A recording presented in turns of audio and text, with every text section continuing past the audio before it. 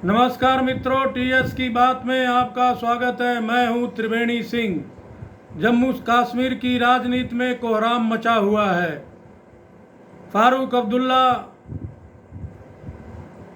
महबूबा मुफ्ती, कांग्रेस एवं अन्य अलगाववादी पार्टियां जेएंडके में 370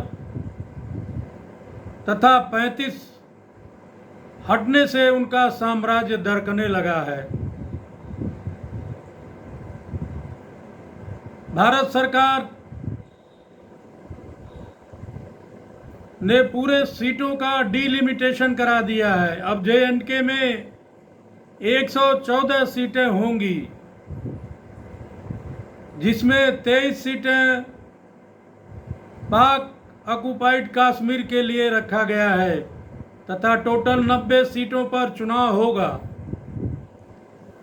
जम्मू संभाग में 6 सीटों की बढ़ोतरी के साथ 43 सीटें होंगी, जबकि घाटी में 1 सीट की बढ़ोतरी के साथ 47 होगी। यह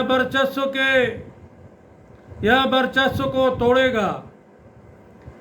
सीटों की संख्या में बढ़ोतरी से गुपकार गैंग को झटका लगा है तथा गुपकार गैंग परेशान है, बेचैन है। धारा 370 हटने के बाद अब भारत सरकार के सारे कायदे कानून जम्मू कश्मीर पर लागू होगा। इसलिए स्थिति पहले से बेहतर हो गई है।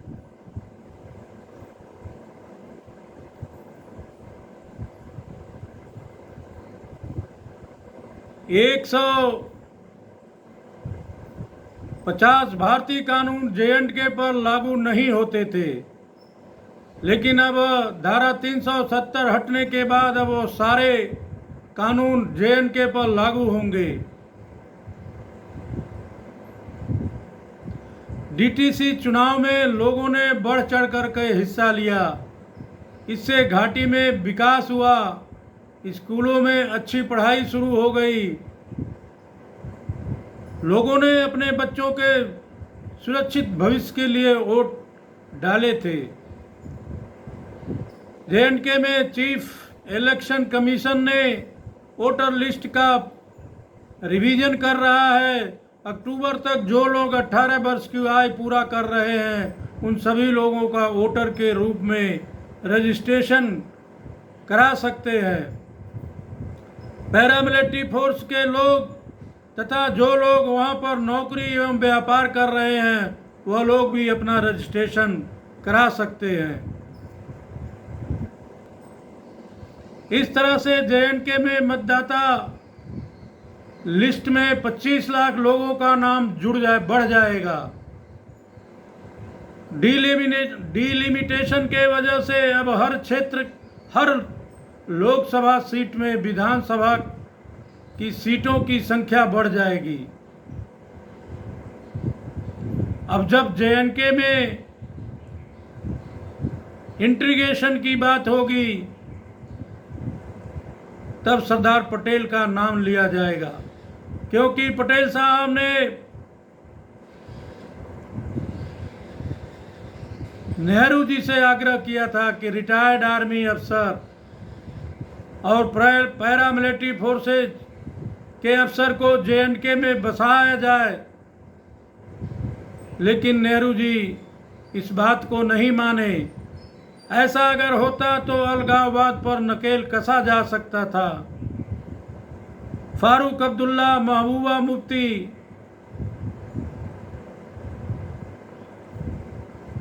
इसे बीजेपी का जेएंडके में बैकडोर एंट्री की संज्ञा दे रहे हैं। धारा 370 हटने के बाद से जेएंडके में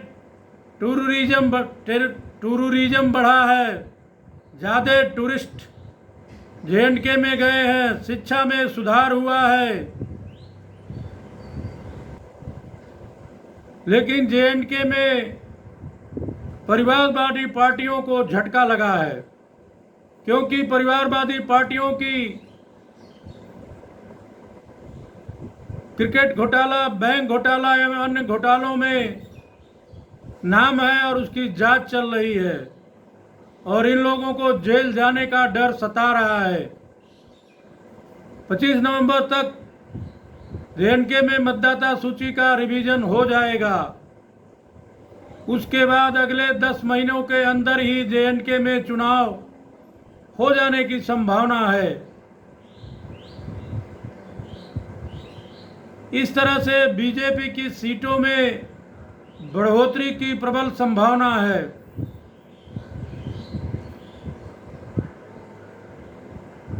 अब घाटी और जम्मू संभाग में सत्ता की साझेदारी में बराबरी का गणित रहेगा। अब एक तरफा झुकाव किसी भी संभाग की तरफ नहीं रहेगा।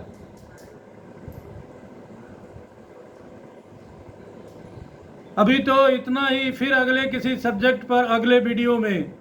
प्रिय दर्शकों, आपसे मेरा विनम्र अनुरोध है कि आप मेरे चैनल को सब्सक्राइब करें,